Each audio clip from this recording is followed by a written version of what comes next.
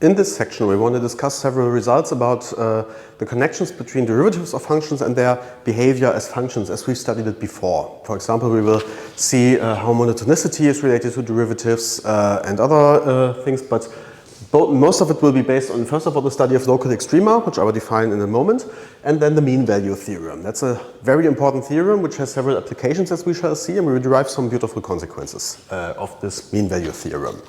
But let's start with local extrema.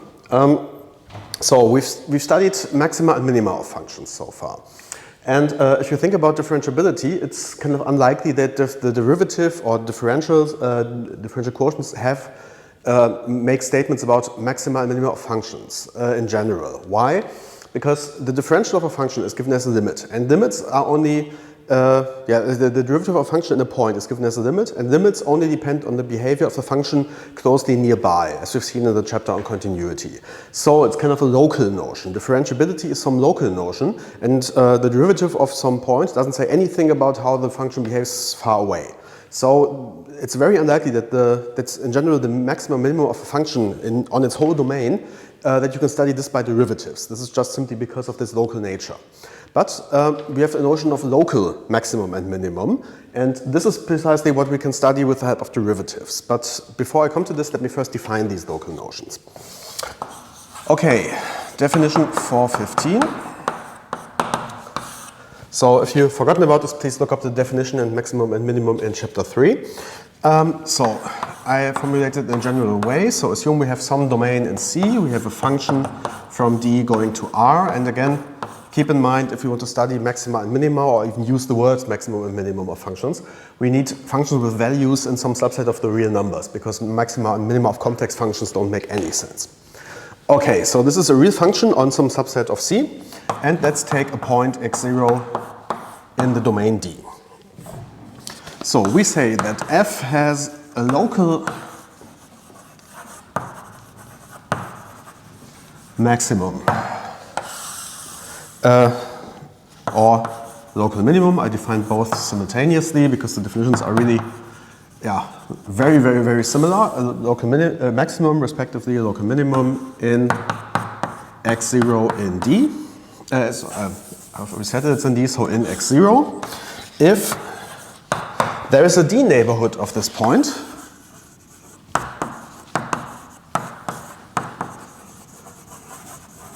a D neighborhood of, sorry, I need to give it a name, A of x0, such that the restriction of f to this neighborhood has a maximum in this point. So it's kind of the biggest point in the neighborhood. It's like the king of the hill, so to say.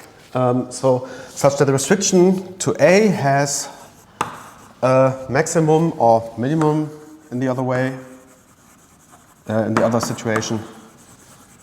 Sorry, minimum in x0. Here need the parentheses to go. Okay, so this is the local notion. I said this kind of this king of the hill idea. It's like kind of if you have a drug gang or mafia, some mafia boss might be the local boss of the quarter or some borough in a city, but he might not be the boss of the whole city. He would only be a local boss. So he would be the local king, but not the big one. Or if you prefer a different analogy, if you look at Game of Thrones, in the beginning Ned Stark is the king in the north, but he's not the king of the Seven Kingdoms. So he's only a local king. And this is basically, So he's not the king, but a king of his neighborhood. Okay. Yeah, so much for that. So this is a local minimum, and now just some terminology. So we say that it has a local minimum in there, and this value f of x0, so the value that is taken at this point, this value is then called a local minimum. So minimum and maximum is always the value. So this is called the local minimum or a local maximum or minimum, depending on which situation we're in.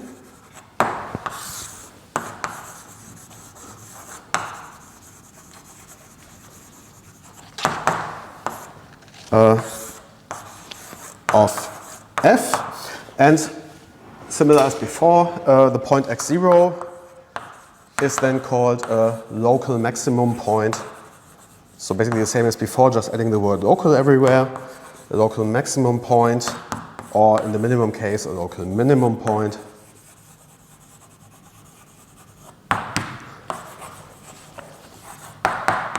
Of f. And if we want to summarize the case that we have either a minimum or a maximum, local minimum or local maximum, we say that f has a local extremum in x0 if it has a local maximum or a local minimum. Or a local minimum in x0. Okay, this is terminology. So, in general, it's easy to see that every maximum of a function, so a global maximum, this is of course also a local maximum, because if if it satisfies this maximum inequality, which means that the f of every point is lower than or equal to f at this maximum point, so then especially restriction, it's a maximum of the restriction. This is just by making the definition stricter. So every maximum is a local maximum. But as we shall see later, I won't go into detail on this because we will see examples later on. So in general, the converse is not true. There are local maxima and local minima which are not global minima of the function. So or maxima. Okay, just to be precise, so I use this term d neighborhood in there. If we want to avoid this term neighborhood, we can also use some more explicit definition. So by definition of the points, f has a local maximum, or let me treat both cases simultaneously, a local minimum in x0. If the following holds, there exists some delta bigger than 0, and this is just by definition of a neighborhood. There is some delta disk around it, which is contained in the neighborhood. So there exists some delta such that f of x is smaller than or equal to f of x0 for all x in b delta of x0 intersected with the domain. And in the minimum case, the difference is just the reverse inequality. So everything is bigger than or equal to f of x0 in the part of this delta disk which lies in the domain. Okay, so it's a lot of writing here, but this is kind of just the explicit definition of local maximum and minimum. Okay, how is this connected to derivatives? And I would guess that many of you have seen the next theorem already in high school, or basically have not seen it and haven't proved it, but have used it in high school and just basically heuristically proven it. Theorem 417. And this is also called Fermat's theorem. This is the same Fermat who's well known in number theory for Fermat's last theorem, which has been an open conjecture for, 100-something years and was proved in the 90s, but 1990s. But anyway. Okay, assume we have an open interval. So I don't want to talk about boundary points or anything. We have an open interval and we have a differentiable function on this interval.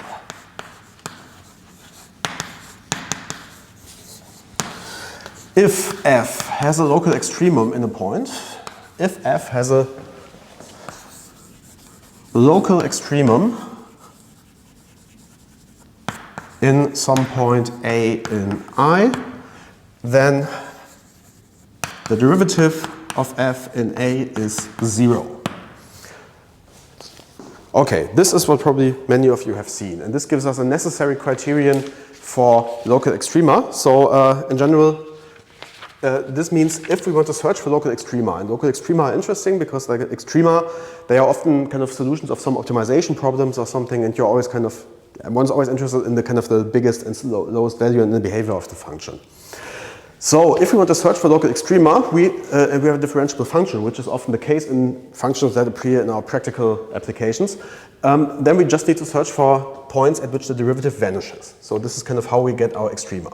But keep in mind, and we will see this later on, So it follows that if we have such a local extremum, then this is 0, but the converse is not true.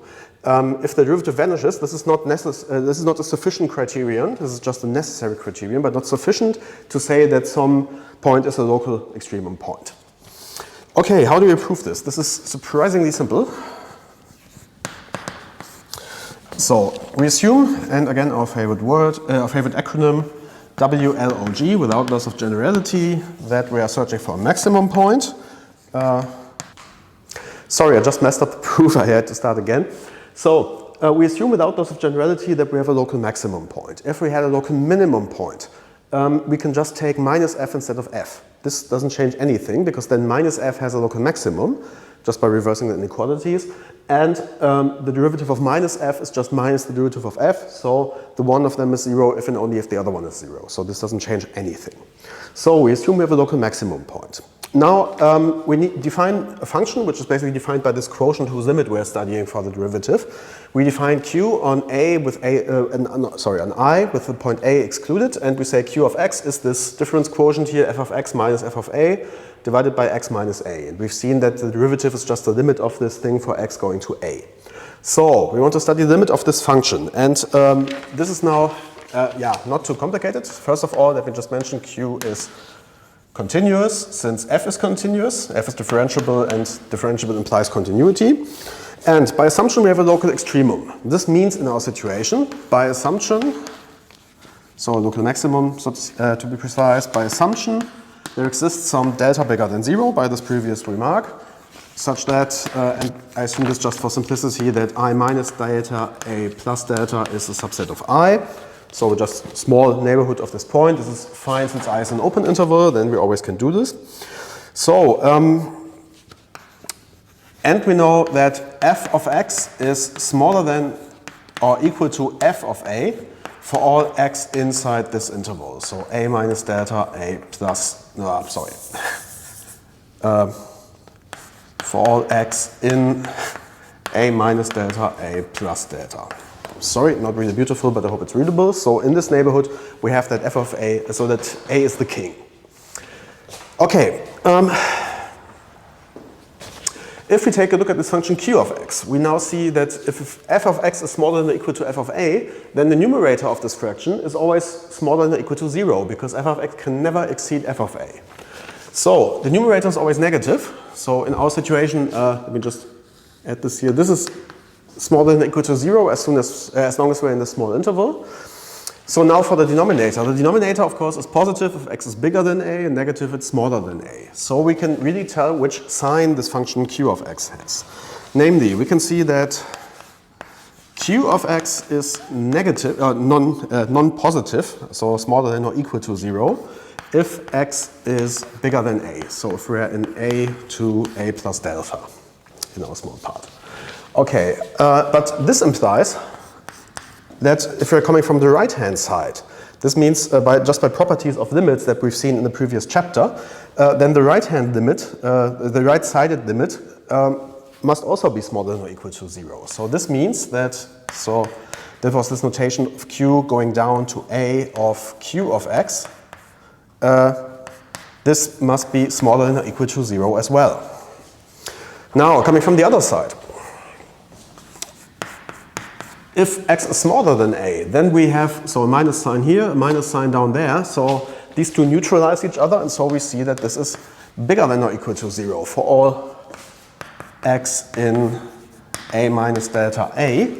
And in the same way, now we come from the left-hand side. So the left-sided limit, just by properties of limits and inequalities that are preserved, we get that the left-sided limit in a of this term q of x is bigger than or equal to 0. And since the limit exists just by assumption that f is differentiable, and the limit then obviously has to coincide with the left side and the right-sided limit, the only possibility is here. So this, this, let me continue these arrows here. So okay, so it follows that the limit of x going to a of q of x is 0. But this limit, just by construction, is f prime of a, which means that we are done. We've proven the theorem. Okay, this is Famas' theorem. One little remark. This is something I said in the beginning, that the converse is false, and I want to give you a counterexample to underline this. I mean, I can, so converse of theorem 417 is false in general. And it's a very simple example, a function that you all know. We go from R to R. F of x is x to the power of 3. We've seen that the derivative of this thing is 3x squared. And this means in particular that at 0 we have the derivative 0. But 0 is not a local extremum.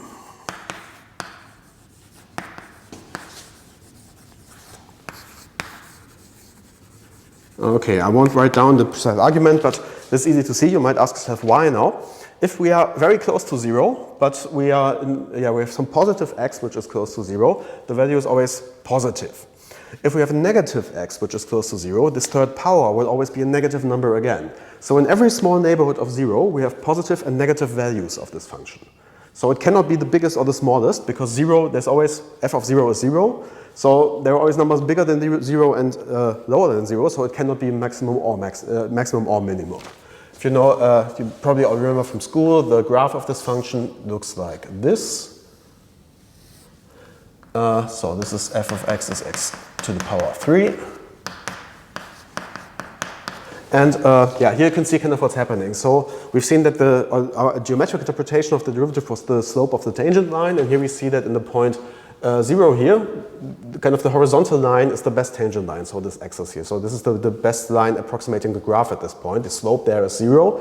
And yeah, this means that the derivative is 0. So the derivative only says that kind of some slope there is 0, but it doesn't tell us much more than that. Okay, let me erase, and then we'll see another interesting theorem. We next discuss a theorem that might not look particularly spectacular, but that it turns out to be pretty useful, namely the theorem of Rolle. Rolle was a French mathematician. So his name is spelled R-O-L-L-E, Rolle. Germans like to call him Rolle, which is German pronunciation. Rolle would be the correct one. In English, people often say roll, of course. I try to say Rolle, but yeah, anyway. Okay, the following situation. We have 2 points in R with A smaller than B, and we have a function defined on this interval from A to B, this time the closed interval here, including both points. And this map is supposed to be continuous. And the restriction to the open interval, the inside here, from A to B, this is supposed to be differentiable.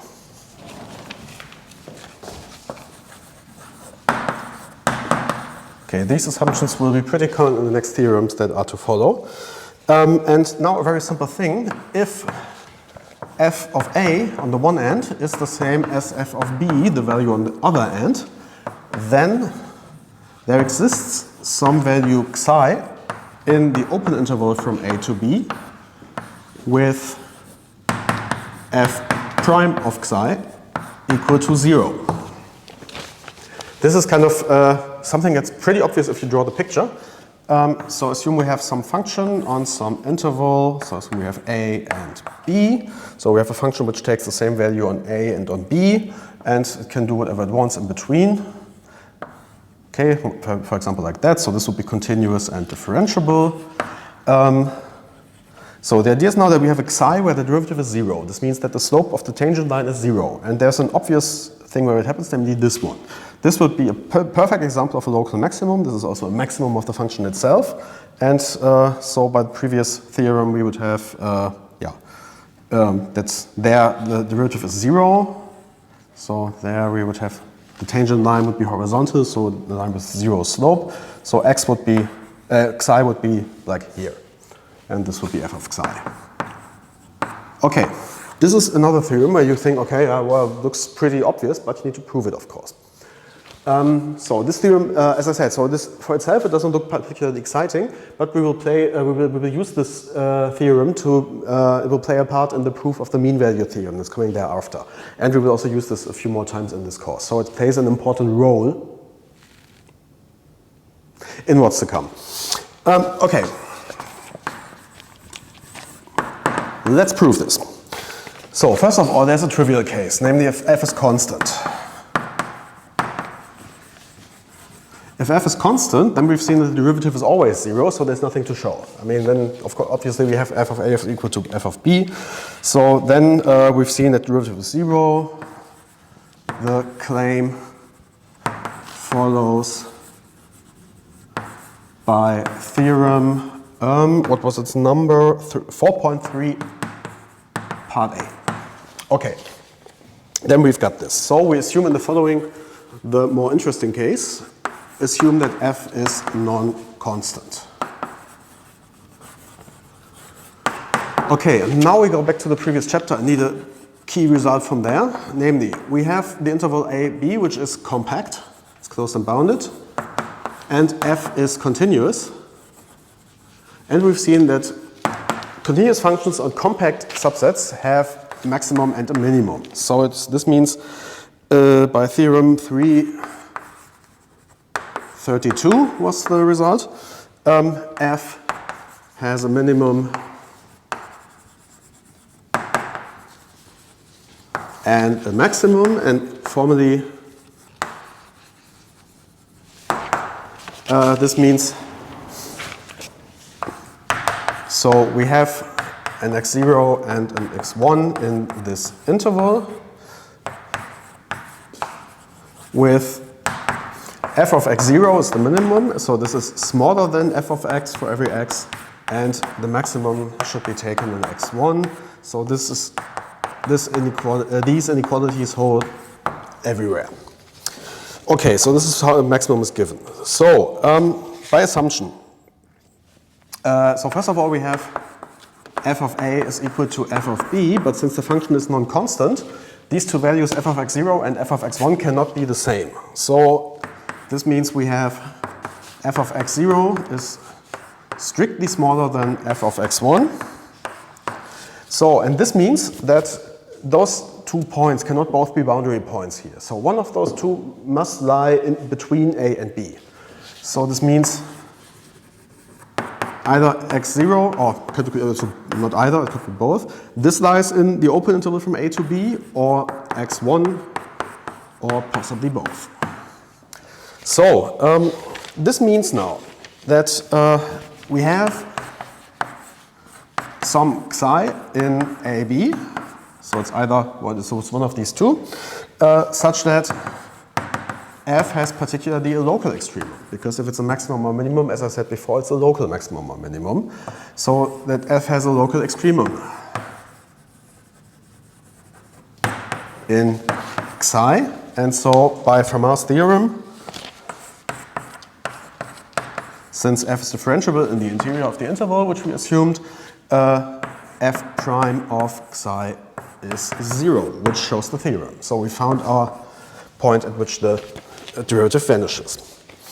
Okay, so as I said before, this is now the crucial thing for the proof of the mean value theorem. And I want to come straight away to this theorem, which is very important and very useful. Theorem 420.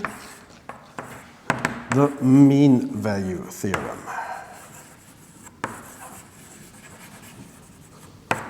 That's a mean value theorem. So again, we have f from AB to RB continuous. So again, A is smaller than B and so on. So the same assumptions as in Rolle's theorem. So f is continuous. I assume that f restricted to the open interval from A to B is differentiable.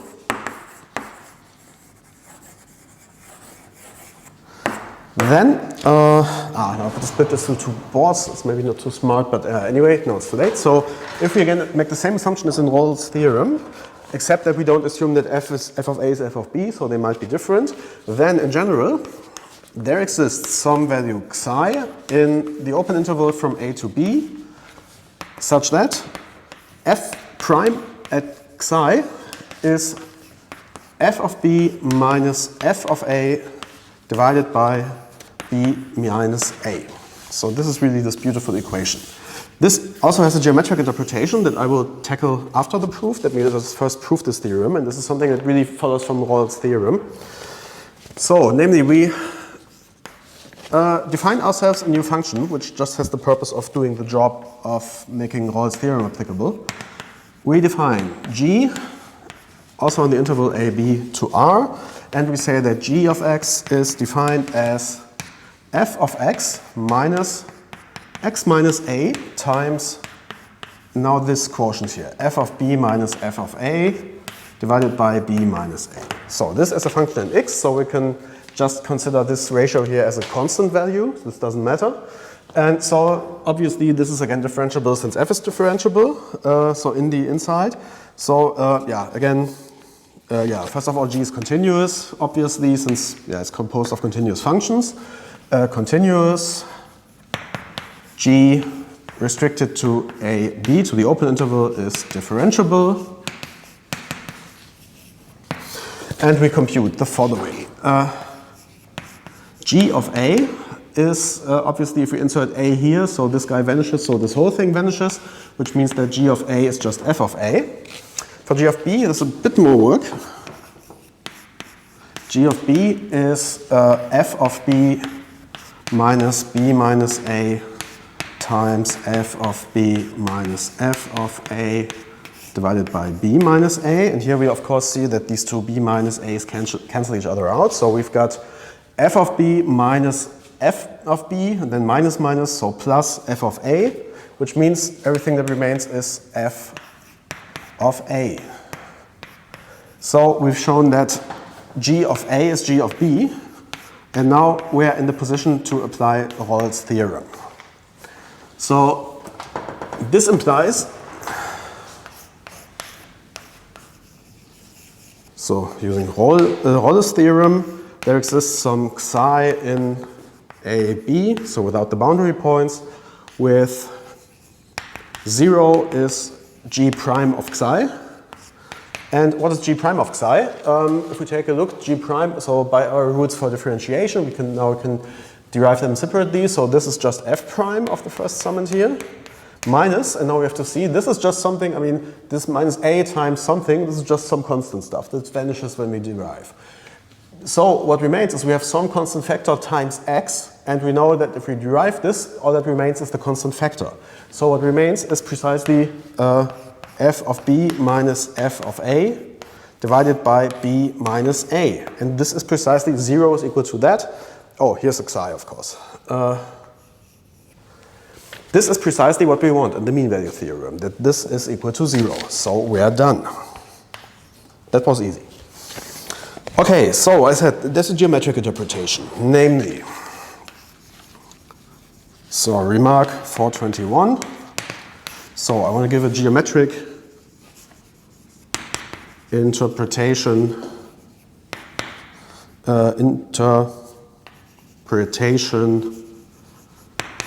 of the mean value theorem.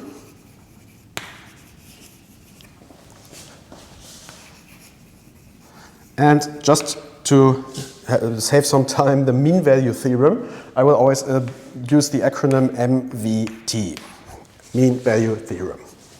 Most valuable theorem, maybe, but mean value theorem. Okay, so the geometric interpretation. If we take this line, so if we take this value f of b minus f of a divided by b minus a, this is again a slope of a secant line. This is slope of the secant line of the graph through two different points, namely a f of a and b f of b. So let me draw a graph here. So assume we have a and we have b, and assume we have like f of a and f of b somewhere. So the function might do what it wants, but so this would be f. So the secant line that I'm considering is this line, which connects these 2 points here. So the mean value theorem now says that there is some point where the derivative, which means the slope of the tangent line, has the same value as the slope of this. So this will mean geometrically the tangent line would be parallel to this secant line. And there are even two positions that I immediately see where you can do this. Namely, let me add some color. First of all, somewhere here we would have a point where the tangent to the graph, would have the same value. So here we could choose our psi here. The other possibility would also be here, somewhere up here. Would also have the same. So there could be several ones. So, we could also choose our psi somewhere here. So there exists, the theorem just says that there always exists some psi like this. Okay, so formally there exists a psi in a B such that the tangent line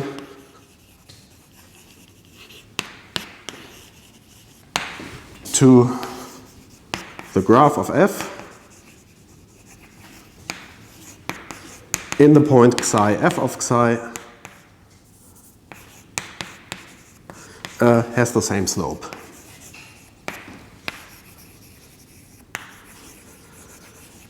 Okay, this is the geometric interpretation of the mean value theorem. And now we will start considering applications of this mean value theorem and see that there are quite some remarkable ones.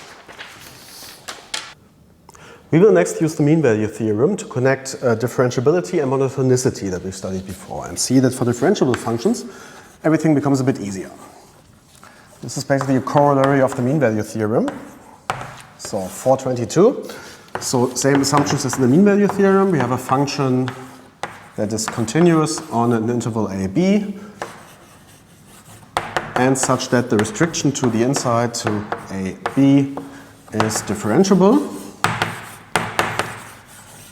And as we've seen, most of our favorite functions are differentiable, so this is a really realistic assumption. Then, f is monotonically increasing if and only if a derivative condition holds.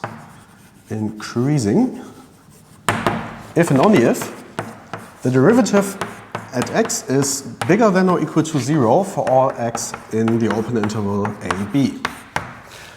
Part B, same thing for decreasing. F is monotonically decreasing if and only if the derivative is smaller than or equal to 0 for all x in a, b. C, there's also a criterion about strict monotonicity, which is not an equivalence, as we shall see later on. If the derivative is positive, so strictly bigger than 0 for all x in a, b, then f is strictly monotonically increasing.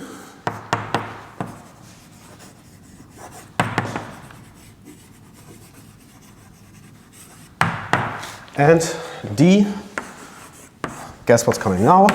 If the derivative is strictly smaller than 0 for all x in a, b, then f is strictly monotonically decreasing. And of course, monotonicity is sometimes a bit tedious to check, but this is really a condition that's usually easier to see. Okay, so how to prove this? Okay, part A, so this is an equivalence, but we will need the mean value theorem only one of the directions, so we first do the easier one where we don't need it. So, this direction. We assume monotonicity and want to derive that this is the case. So, we use the differential, the quotients, these difference quotients that then define the differential quotient. First of all, we take some point x0 in AB, where we need to show that the derivative is bigger than or equal to 0. If f is monotonic, then if we take a look at this difference quotient here. So this is the one we need the limit for the derivative. So if x is bigger than x0, since f is monotonically increasing, this means that f of the value is then bigger than or equal to this. Meaning if x is bigger or equal to x0, then this here, the numerator, will always be bigger than or equal to 0. And of course this here, if x is bigger than 0, will also be positive. So this here will always be bigger than or equal to 0 if x is bigger than x0. If x is smaller than x0, then the same monotonicity condition yields that this is negative or non-positive. It could be 0. So smaller than or equal to 0. But then here, we also got that this is negative. So if x is smaller than x0, this will become negative. So in this case, we would have negative here, non-positive here. So these two minus signs would cancel each other out, and we would have the same inequality. So this is always bigger than or equal to 0 for all x in AB, except for x0, where this is not well defined.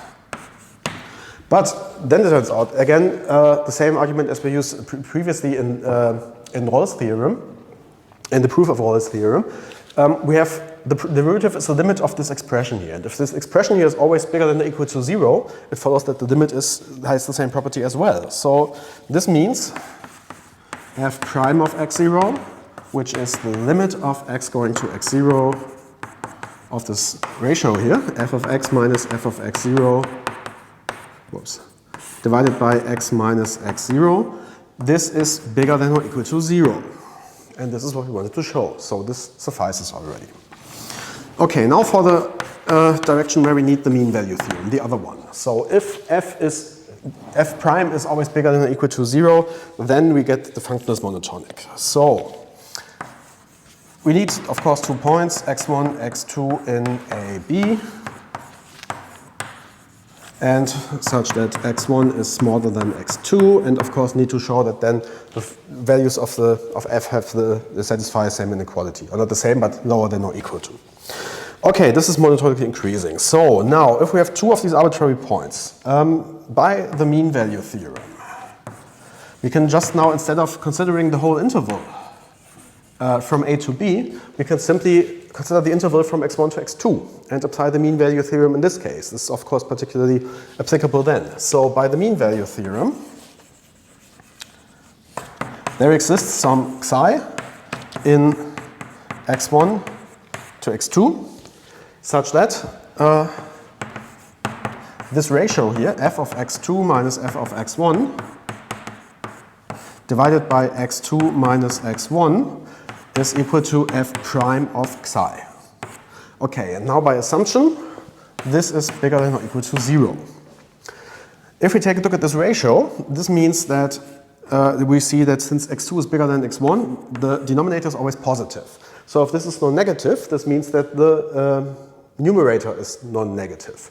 But this then means, so it follows that f of x2 minus f of x1 is bigger than or equal to 0, but this is of course equivalent to f of x1 smaller than or equal to f of x2. And since these points were chosen arbitrarily, the claim follows. So this implies that f is monotonically increasing.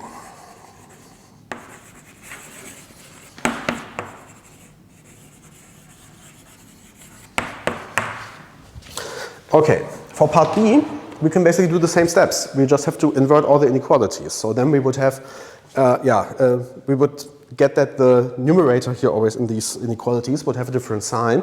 And so we always get basically all the reversed inequalities hold. So we can either do this, or we can just take minus f instead of f and apply part A. But part B is really proven.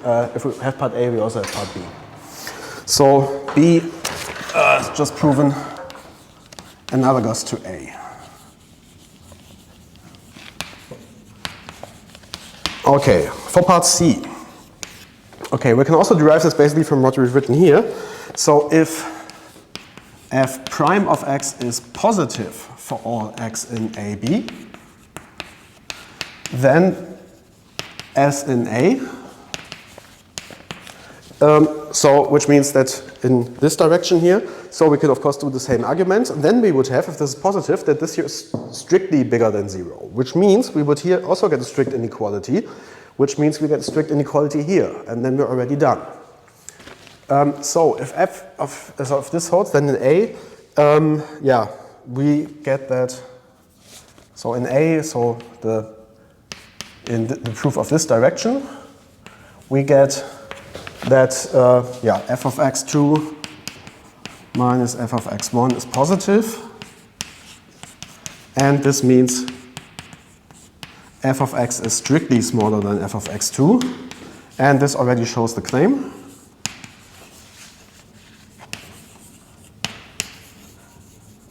And part D is, of course, analogously. So there we would have strict inequality in the other direction, so just analogous to C, or by applying C to minus F. And so we're already done. So basically this was not very hard. We just used the mean value theorem at a particular point, and the rest was quite elementary if we take a look at these arguments. Okay, before I go on, let me give you an example, because you've seen here we have equivalences. Here we only have this one implication, and I just want to give you a counterexample to the other implication in part C, which then easily gives one in part D as well. So remark 422. So the converses of corollary 422 C and D do not hold.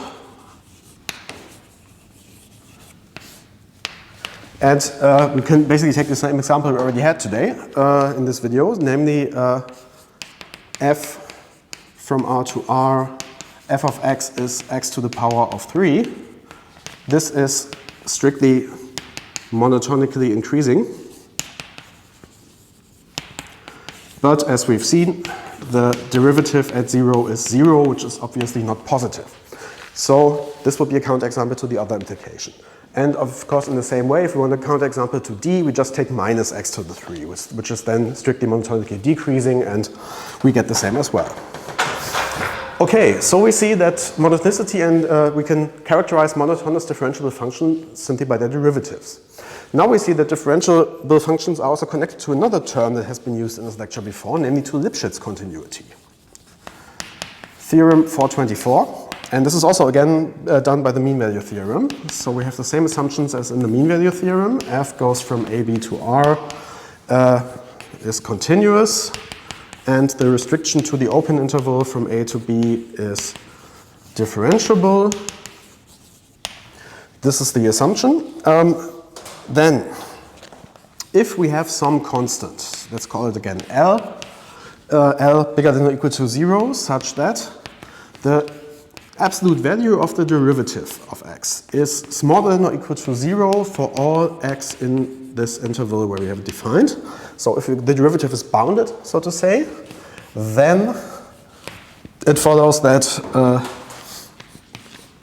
f of x minus f of y to the absolute value is smaller than or equal to L times x minus y to the absolute value. And this holds for all x and y between A and B. Okay, so as in our previous definition, this means f is Lipschitz continuous with Lipschitz constant L. So the derivative, if we can kind of find an estimate for these absolute values of the derivative, then we get a Lipschitz constant explicitly and get Lipschitz continuity, which is really useful. This will particularly be used in Math 2 or 3, where kind of is basically underlying the idea, and if we generalize this a bit, of the existence results of ordinary differential equations. But that's now a bit too much for this point. At this point. So, and as we shall see, the proof is actually also not that easy and not that complicated. So we take two different points, x and y, with x smaller than y. So by the mean value theorem, simply because the assumptions are satisfied, so by the mean value theorem, there exists some psi between these two numbers, so between x and y, such that the following holds. And now we basically put absolute values around the equation from the mean value theorem. F of x minus f of y divided by x minus y to the absolute value is the same as the absolute value of f prime xi. And this is just by assumption bounded by L. So, and since we can just use these absolute values, since the absolute value of a fraction is just the same as the fraction in turn containing the two absolute values here, since this is the case, so this implies f of x minus f of y to the absolute value is smaller than or equal to L times x minus y to the absolute value.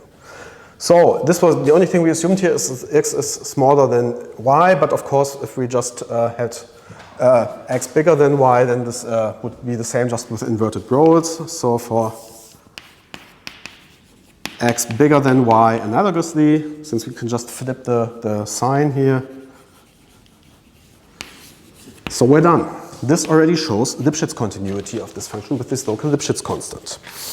Okay, and this theorem, I mean, so far you're probably not very excited about Lipschitz continuity because we haven't seen kind of what it's good for, basically. We've just seen that Lipschitz continuous functions are uniformly continuous and so on, and we've seen examples of Lipschitz continuity. But as we shall see in the next corollary, this has some nice consequences, and I will summarize a few of them.